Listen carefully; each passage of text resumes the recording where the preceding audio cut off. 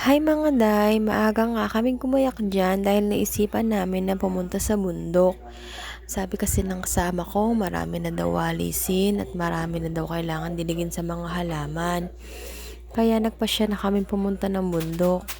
Nga pala, kapag pumupunta kami ng bundok, may dala-dala talaga kami ng mga duyan para sa mga bata. Isa kay Samsam at isa kay Batchoy.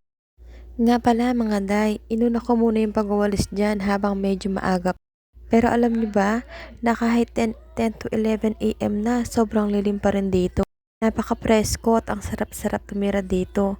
May tubig naman po dito, yun kuryente lang po ang wala. Pagkatapos ko nga pala magwalis dyan mga day, gumawa na nga pala kami ng plat ng kasama ko dahil maglilipat kami ng mga tanim namin na pechay at mustasa. Kailangan na kasi silang ilipat. Akala ko pagka sinabog mo na ayun na. Hindi pala dahil nga sobrang labong nila.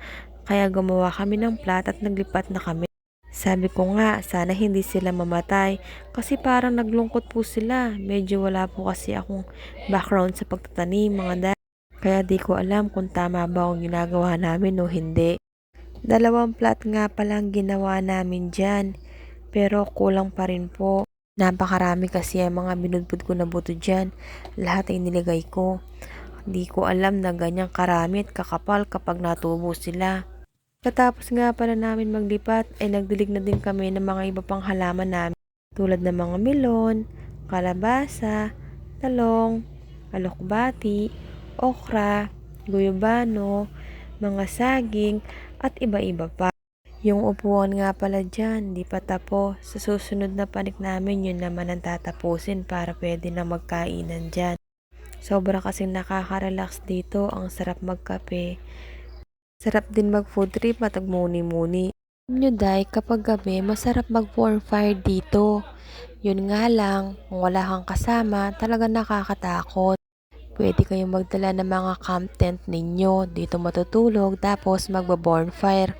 Ang sarap kaya nun, kasi wala nga power dito, pero sobrang presko. Sobrang nakaka-relax yung hangin. Alam nyo ba dati, wala naman talaga akong hilig sa pagtatanim.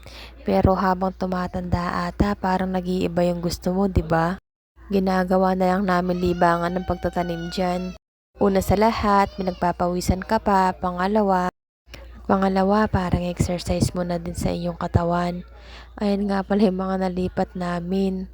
At ayan pa, ang dami pa namin kailangan ilipat. Gagawa pa kami ng mga ibang plan.